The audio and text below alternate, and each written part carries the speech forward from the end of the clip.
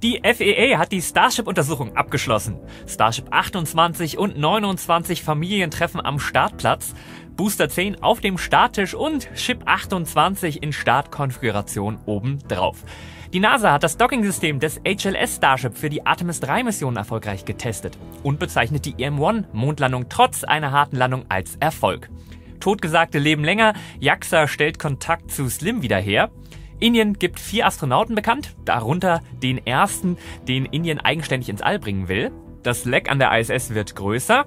Die nächste Crew-Rotation zur ISS steht an und die ESA-Reserveastronautin Nicola Winter hier auf Senkrechtstarter. Das und noch mehr schauen wir uns heute an. Herzlich willkommen zu Senkrechtstarter, dem Raumfahrtkanal im deutschen Sprachraum. Die amerikanische Flugaufsichtsbehörde FAA gab am 26. Februar bekannt, dass sie die Untersuchung des zweiten voll integrierten Starship-Flugs am 18. November abgeschlossen hat. Die von SpaceX dabei identifizierten Hauptursachen für das Scheitern des Booster-Rückflugs, aber auch der vorzeitigen Explosion der Oberstufe wurden durch die FAA akzeptiert. Damit das Ganze beim nächsten Mal besser läuft, sollen 7 Korrekturmaßnahmen für den Super Heavy Booster und 10 für die Starship-Oberstufe durchgeführt werden. Sobald diese Maßnahmen implementiert und von der FAA abgenommen werden, kann es potenziell dann wieder losgehen. Dazu gleich mehr.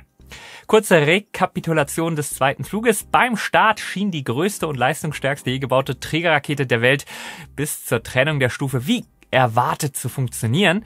Auch die in nur wenigen Monaten neu entwickelte Stufentrennung nach dem Hot-Staging-Prinzip, der heißen Stufentrennung, die hat funktioniert. Der Super Heavy Booster explodierte aber kurz nach der Trennung in etwa 90 Kilometern Höhe. Eigentlich war ein kontrollierter Wiedereintritt in die dichten Atmosphärenschichten geplant und eine anschließende weiche Wasserlandung im Golf von Mexiko. Die Starship-Oberstufe, die blieb nach der Stufentrennung, bei der die 6 Raptor-Triebwerke der Oberstufe auf die Oberseite des Boosters feuerten, intakt und begann ihren Aufstieg. Kurz vor dem geplanten Brennschluss wurde nicht benötigter Sauerstoff ausgestoßen. Dieser diente auf dem Flug nur als Ballast, um die Performance des Starships zu überprüfen. Bis 7 Minuten und 5 Sekunden nach dem Start, als das Fahrzeug begann, diesen überschüssigen flüssigen Sauerstoff abzulassen, verlief der Flug, wie gesagt, wie geplant. Aber während des Ablassens kam es zu mehreren Explosionen, die letztlich zur Abschaltung aller 6 Raptor-Triebwerke und zur Auslösung des autonomen Flugabbruchsystems führten. 1 Minute nach dem Ablassen des Sauerstoffs zerstörte dieses System dann die Oberstufe. Den Sauerstoff, den hat man abgelassen, weil man den Wiedereintritt oder den geplanten Wiedereintritt mit einem realistischen Gewicht durchführen wollte. Als Korrekturmaßnahmen sieht SpaceX hier Änderungen im Startablauf vor, die dann auf das Ablassen von Treibstoff vor der Zweitstufenabschaltung verzichten. Laut einem Schreiben der amerikanischen Flugaufsichtsbehörde zu dieser Untersuchung bestehen die Änderungen in der Starship-Oberstufe unter anderem aus Hardwareanpassungen zur Erhöhung der Robustheit und zur Verringerung der Komplexität. Außerdem soll der Brandschutz verbessert werden. Dazu zählt unter anderem der am Booster bereits absolvierte Wechsel von einer hydraulischen Schubvektorsteuerung hin zu einer elektrischen. Was diese Maßnahmen im Detail bedeuten, kann ich euch leider nicht sagen, aber es gibt uns schon mal einen Einblick in die aktuelle Starship-Entwicklung. Viel wurde über die Explosion des R-Stufen-Boosters spekuliert. Laut SpaceX ist die wahrscheinlichste Ursache für das vorzeitige Ende des Boosters ein verstopfter Filter für den flüssigen Sauerstoff. Hier ist vermutlich eher ein Siebeinsatz gemeint als ein Filterpapier wie in der Kaffeemaschine. Durch die Verstopfung kam es zu einem Abfall im Einlassdruck zu den Turbopumpen, was letztlich zum Versagen eines Triebwerks führte und dann zum Verlust des Boosters. Das soll nun korrigiert werden. Weiterhin soll das von der Community viel diskutierte Schwappen des Treibstoffs reduziert werden. Ganz interessant, dass die Flugdaten offenbar zu einer Neubewertung der Schubvektorsteuerung geführt haben. Sie zumindest benennt man explizit als eine der Änderungen, die man vornimmt. Ja, ist klar, der nächste Flug, der kann erst erfolgen, wenn die FAA die Starship-Startlizenz von SpaceX aktualisiert hat. Dafür muss SpaceX aber zunächst der FAA nachweisen, dass alle Korrekturmaßnahmen umgesetzt sind. Nicht erheblich für die Starterlaubnis, wohl aber für die weitere Skalierung dürfte die von SpaceX angekündigte Erhöhung der Betankungsgeschwindigkeit vor dem Start sein. SpaceX geht davon aus, dass bei einem erfolgreichen dritten Flug die Startkadenz für das Starship sehr schnell hochgefahren werden kann. Flughardware, wenn auch noch nicht so flugfähig wie Booster 10 und Ship 28, sind ja bereits in der Starbase verfügbar. Und das bringt uns zu den Entwicklungen in der Starbase in Südtexas. Die Oberstufe für den nächsten Flugtest Starship 28 wurde die Woche einem Spin-Prime-Test unterzogen. Diese Tests, die gehen für gewöhnlich statischen Feuertests voraus, bei denen die Raptor-Triebwerke richtig gezündet werden.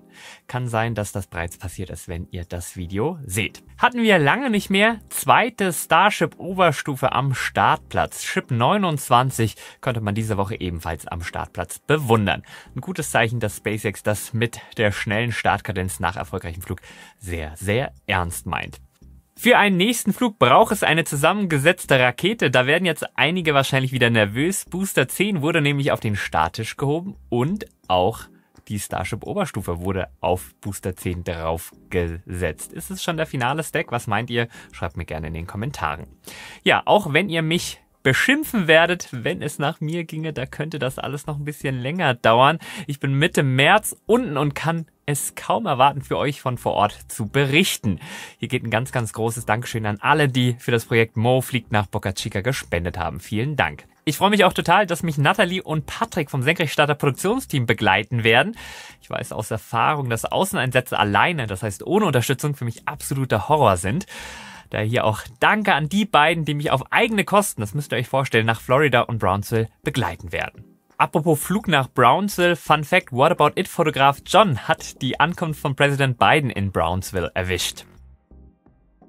Auch wenn der amerikanische Präsident Joe Biden nicht für einen Besuch der Starbase nach Brownsville kam, soll das Starship ja für die amerikanische Politik eine tragende Rolle einnehmen und die erste amerikanische Mondlandung seit 1972 ermöglichen. Für die Artemis-3-Mission werden Astronauten mit dem Orion-Raumschiff von der Erde in die Mondumlaufbahn fliegen und dort dann mit einem wartenden Starship Human Landing System HLS docken. Das soll dann Mondcruise zur Oberfläche bringen, also zur Mondoberfläche. Und dann nach Abschluss der Oberflächenaktivitäten wird das Starship die Astronauten wieder zum in der Mondumlaufbahn wartenden Orion-Raumschiff zurückbringen. Das wird ja vom European Service Module angetrieben und versorgt. Damit das klappt, müssen die beiden Raumschiffe miteinander knutschen bzw. docken. Die Undock-Systemtests für das Starship HLS, die wurden jetzt im Johnson Space Flight Center der NASA über 10 Tage hinweg durchgeführt. Hauptaugenmerk bei diesen Tests lag auf der Kontaktdynamik zwischen zwei Raumfahrzeugen im Orbit. Diese Tests umfassten mehr als 200 Undock-Szenarien mit verschiedenen Annäherungswinkeln und Geschwindigkeiten. Diese Tests mit vollmaßstäblicher Hardware sollen die Computermodelle des Mondländer-Undock-Systems validieren. Die Artemis-3-Mission soll, so der aktuelle Zeitplan, 2026 Menschen zur Mondoberfläche bringen. Auflösung letzte Woche. Meine neuen Teufelboxen, das sind die Definion 3 geworden. Die Unmittelbarkeit des Klangs, die hat mich beim Probehören einfach umgehauen. Gregory Porters Hey Laura a cappella zu Beginn, bevor die Band da einsetzt, großartig. Stimmwiedergabe ist unfassbar. Passend zum Berliner Hersteller Teufel, Stadtaffen von Peter Fox. Bei Alles Neu, da steigen da die Streicher mit Becken und Schostakowitsch Siebter ein, bevor dann Peter loslegt und mit Prachtsteak auch der Beat einsetzt und ja, die mit breitem Bass die Eingeweide massiert. Ohne Quatsch, wenn man den Song bisher nur im Club gehört hat, dann kennt man die vielen Klangschichten dieses genialen Tracks noch nicht wirklich. Und ja, mit Teufel Bassfundament muss man sich wie unter Voodoo-Einfluss mitbewegen. Apropos Boxentürme, ich habe mich auch einfach in das Aussehen der Standlautsprecher verliebt. Klare, aufgeräumte Front, verjüngt nach hinten, edles Finish, super schick. Die Teufel-Paradedisziplin? Heimkino-Einsatz. Filme, die fühlen sich mit richtigem Ton einfach viel, viel größer an. Ich würde sogar sagen, wenn du dich zwischen Sound und Bildschirmgröße entscheiden musst, nimm den Ton. Du musst Godzilla nicht groß sehen, aber du musst ihn definitiv groß hören. Monster und Staublawinen, die kannst du fühlen, während sie sich auf dich zubewegen. Auch bei vielen wilden Soundereignissen kannst du jeden abknickenden Strommast orten, als würdest du ihn selbst abbrechen. Hier spielen die Definion 3 auch ein technisches Ass aus. In einem Coax-Chassis sind der Hochtöner und der Mitteltöner in einem Gehäuse verbaut, wobei die Arbeitsteilung der beiden Töner bleibt. Die Schallquellen aber, die verschmelzen räumlich zu einer perfekten Punktquelle. Diese Tönerbauform hat Teufel sich übrigens auch patentieren lassen.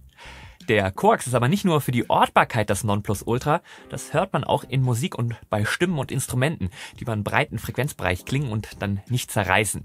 Apropos menschliche Stimme, ich hatte ja immer Schwierigkeiten mit der Dialogverständlichkeit bei Actionfilmen zu Hause, aber wenn Dialog und Effekte räumlich getrennt sind, dann muss ich nicht mehr permanent lauter und leiser regeln. Ich höre das Gesprochene Auch gut, wenn Kugeln an meinem Kopf vorbeizischen und hinter mir in die Frachtnetze einschlagen, als zum Beispiel Nathan in Uncharted aus dem Flugzeug fällt.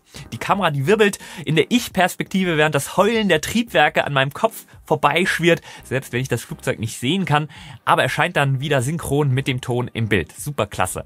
Also ich kann jedem nur empfehlen, das Definion 3 mal Probe zu hören. Ich will es jedenfalls nicht mehr hergeben. Link ist unter dem Video.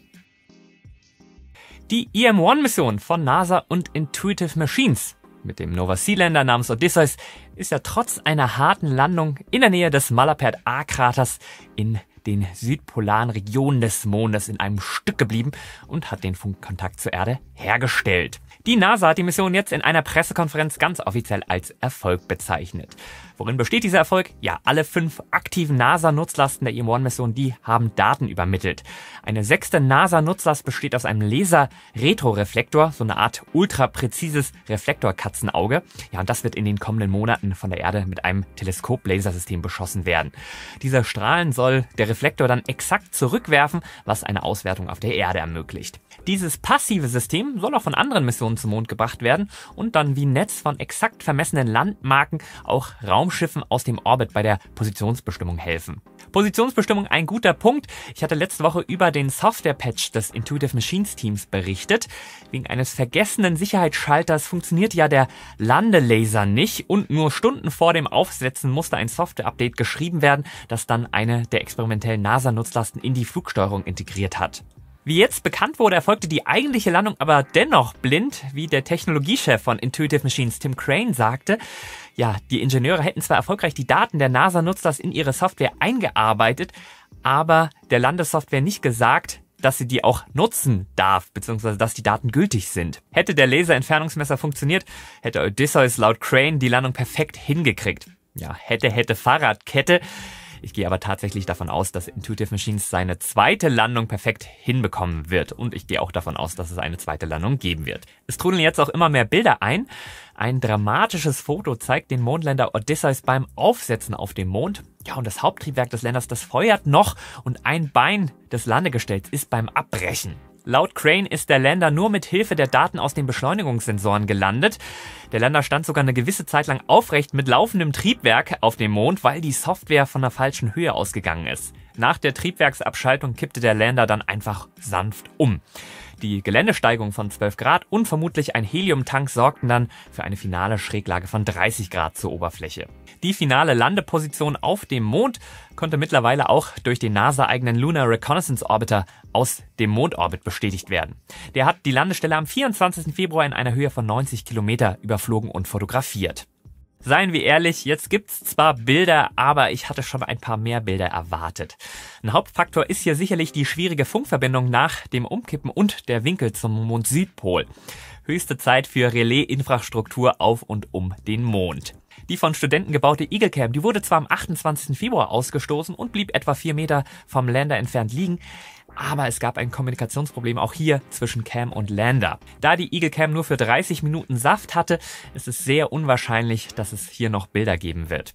Ja, wirkt vielleicht im Vergleich zu 1972 mit Menschen auf dem Mond wie ein Rückschritt, aber ich könnte mir vorstellen, dass das der Auftakt ist zu einer kommerziellen Frachtversorgung des Mondes und die dann ähnlich zu den kommerziellen Frachtversorgungsmissionen der ISS wissenschaftliche, kommerzielle und logistische Missionen zum Mond für immer revolutioniert und den Auftakt zu einer dauerhaften Präsenz des Menschen auf dem Mond wird. Ursprünglich hatte Intuitive Machines ja gehofft, seinen Lander eine Woche oder länger auf der Oberfläche betreiben zu können.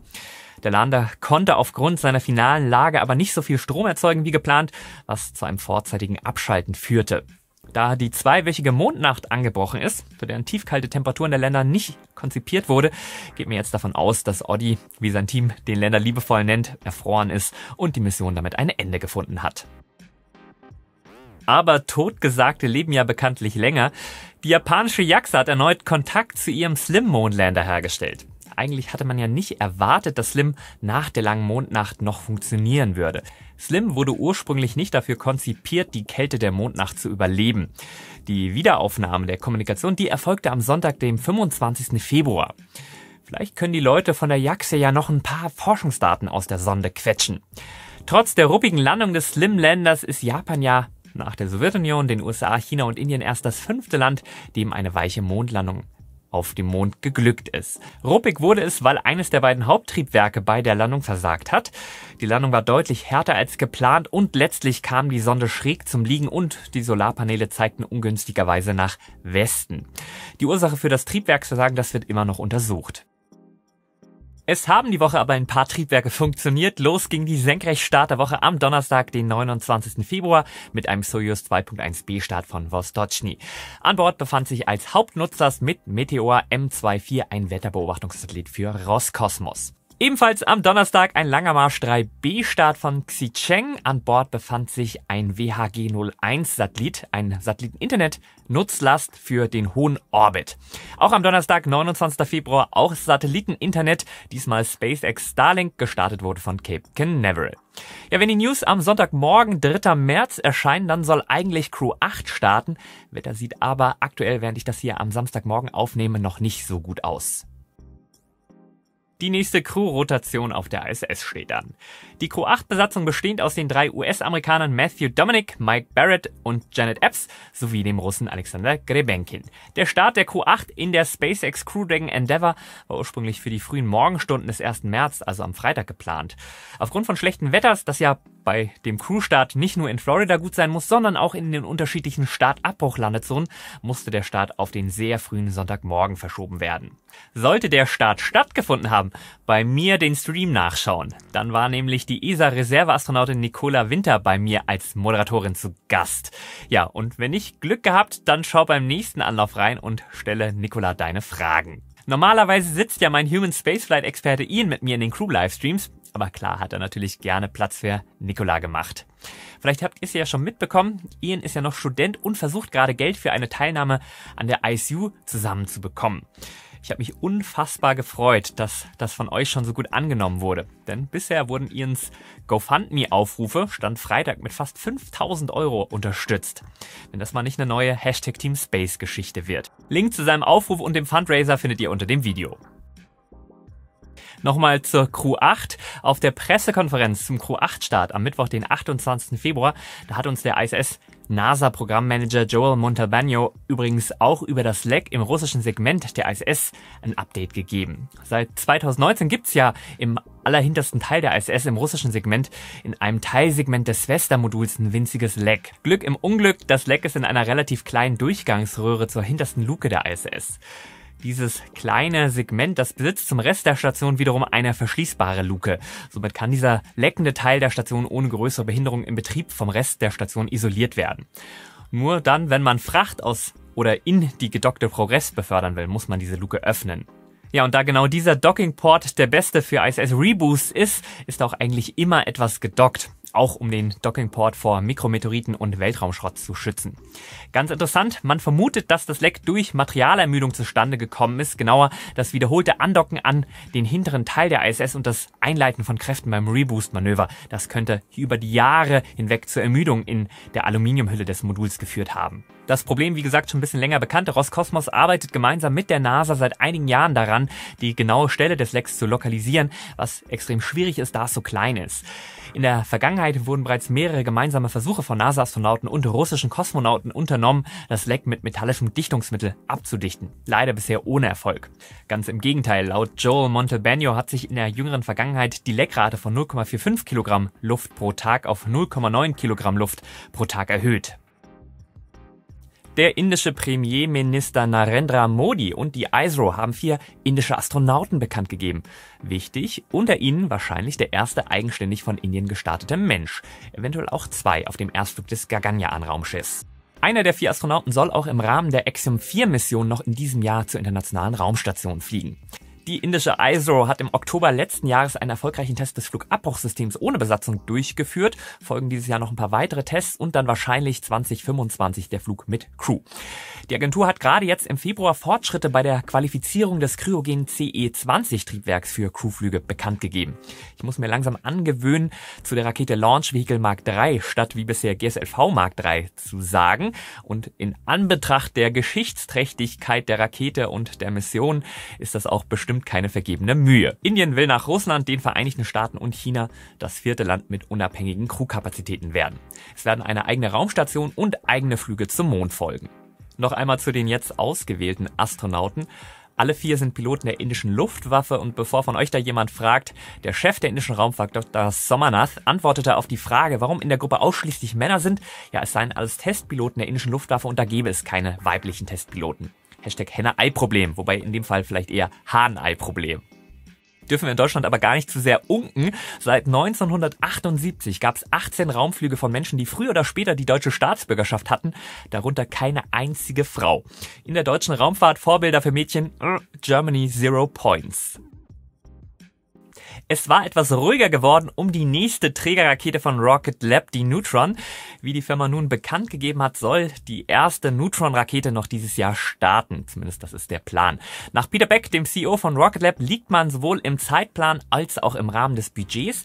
Derzeit baut das Unternehmen auch an der Startrampe für die Neutron in Wallops, Virginia, während gleichzeitig die Raketenentwicklung stattfindet. Da vermutlich das wichtigste Teil, das Archimedes-Triebwerk der Neutron. Rocket Lab möchte noch im März erster Feuertest des Gestufentriebwerks durchführen. Ein Jubiläum, das ich mitfeier, sei erwähnt, die ESA-Kometensonde Rosetta ist am 2. März 2004 gestartet. Für mich, ja, die abgefahrenste ESA-Mission aller Zeiten. Ja, richtig, das war die mit dem Philae-Lander und ich verneige mich da vor allen, die an dieser Rosetta-Mission mitgearbeitet haben. Hut ab. Ich hatte von der WADA-Kapsel mit Pharmazeutika aus dem All berichtet. Die Firma hat nun den gesamten Wiedereintritt als Video veröffentlicht. Vom Ausklinken über langsames Ausgerichtet werden durch den Fahrtwind und schließlich Plasma-Feuerritt beim Eintritt. Ja, endet das Video mit der Landung am Fallschirm und schließlich Liegenbleiben in der Wüste von Utah in den USA. Okay, altbekanntes Spiel. Ich lehne mich jetzt ganz weit aus dem Fenster. Ich glaube, näher dran als der nächste Starship-Start sind noch die Starts der kommenden Woche. SpaceX Transporter 10 soll am 4. März um 22:04 Uhr MEZ von Vandenberg aus starten. An Bord befinden sich eine ganze Reihe von Nutzlasten für verschiedene Kunden. Am Dienstagmorgen, 5. März, soll von Cape Canaveral eine Ladung Starlink mit einer Falcon 9 starten. Am Samstag vielleicht ein Erststart. Die 18 Meter hohe, 23 Tonnen schwere Kairos von Space One soll vom japanischen Kii starten. Space One ist ein japanisches Joint Venture des Kameraherstellers Canon und des Mischwarenkonzerns III, das auch die staatliche Epsilon-Rakete baut. Den Wochenabschluss macht wahrscheinlich eine Electron von Neuseeland. An Bord befindet sich die Nutzlast All Night Long, ein SAR-Erdbeobachtungssatellit für die Synspective-Konstellation. Hier noch einmal ein großes Dankeschön an den Berliner Lautsprecherspezialisten Teufel, der euch heute das Video präsentiert hat. Unter dem Video findest du mein Definion 3 Set und eine Auswahl an Heimkinosets für jeden Geldbeutel. Ja, das war's auch schon wieder. Ich hoffe, die News haben dir wieder gefallen. Wenn ja, den Like nicht vergessen und gern meine Videos in deinem Freundeskreis teilen. Die Raumfahrt ist und bleibt spannend und das wird auch nur noch krasser. #Apollo-Moment. Ich würde sagen, bis zum nächsten Mal. Immer schön senkrecht bleiben. Dein Mo.